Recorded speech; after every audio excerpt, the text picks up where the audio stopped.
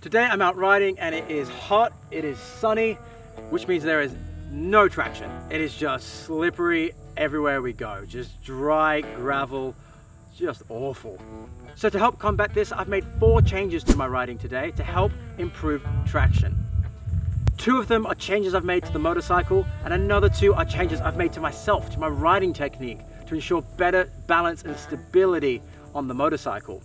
I'm going to break down those changes I've made, let you know how they've impacted my riding, and hopefully these are some changes that you can play around with on your next ride. Alright, so the first change that I've made is to my riding technique, and what I'm trying to do is fix a really bad habit that I have actually. So it's to do with my standing attack position. And in particular, it's to do with my feet. Although I'm on the balls of my feet, which is great, I have a habit of floating my heel. What that means is my heel is in line with my toes. When instead, what I'm trying to do today more is focus on dropping my heels down a little bit. And what this does is it allows me to grip the bike better with my knees as it brings my knees back in line over my heels.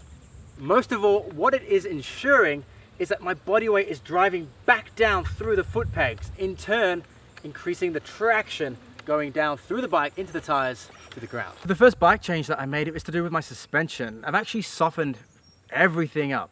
I've softened up compression, I've slowed down rebound, and what I'm trying to do is really create a little bit more of a plush feel and help increase traction as well. The problem is that when it's really dry like this and you're riding on these really sketchy gravel and rocky roads, what you end up with is a very light feeling chattery bike, and it's really difficult to keep the tires planted on the ground.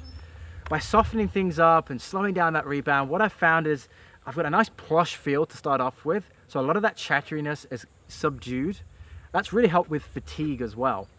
But most of all, what I'm finding is that the bike just feels a little bit more planted in the corners. I can be a little bit more aggressive on my brakes, and I can trust that the power is going through the bike and the tires and connecting with the ground a lot better. I just feel like I've got more connection with the ground with this suspension setting by softening it up. Another change I've made to the bike is with the throttle mapping settings. So on the KTM 790 and 890s, we all know about rally mode. It's the fun mode. In rally mode, we can set our throttle response and we can set our traction control independently. Now, usually I ride with a rally throttle response, which is maximum snap, maximum power all the time, which is a hoot. It really helps, particularly when you want to lift the front wheel. The problem is, days like this, where there's no traction, is that 100 horsepower just wants to slip and slide all over the place. It just does not want to hold its line. It's just a nightmare to control. So instead, I've actually tried going into the off-road throttle response setting. That really mutes the power, particularly on that first snap of throttle. Instead, it's really smooth. It's buttery, buttery smooth.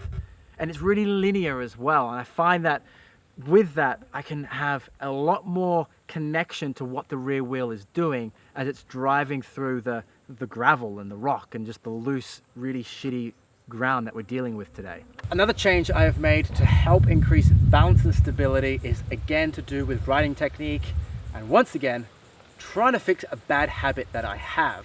What I'm finding I'm doing, particularly coming into corners on the brakes, is that instead of snapping between the 2 riding positions, instead I'm hovering in between. It's kind of like a no man's land for motorcycle riding. I'm kind of finding myself here for too long as I transition in between my positions. The problem with this here is all that weight is going into my quads, so it's really fatiguing. It brings my knees forward, and I just don't have the balance and stability that I need. In this position, my hips are locked, so I can't separate my lower and upper body, so everything moves with the bike. It's really not very safe. So instead, like I said before, today I've been focusing on snapping in between those 2 riding positions. As I'm in my seated position, perhaps I'm just coming out of a corner, I'm trying to snap nice and quickly back into my riding attack position. Again, in my standing position, as I approach a corner, I'm trying to go hard on the brakes, crouch into the bike, and as I want to sit, trying to sit straight into it. Now, this is really hard as the day goes on because we're getting so tired and so hot and start to get fatigued, and that's where my laziness comes out of. So I have been working on that today. This is really important because I have found a huge improvement in my confidence as I ride today in the loose traction areas. I can brake harder and I can brake with a lot more confidence. And that's really important when the ground is really awful to brake on. It's slippery, it's chattery, and the front wheel wants to tuck and the back wheel wants to slide. So holding that attack position for longer and in a strong, confident riding position really helps increase stability going into the corner. All right, it is getting hot. There are too many flies on my face, so I need to get my helmet on and get back riding. If you want to know 3 practice drills that I love to continually work on to help increase rider skill, technique, and confidence, check this video right here.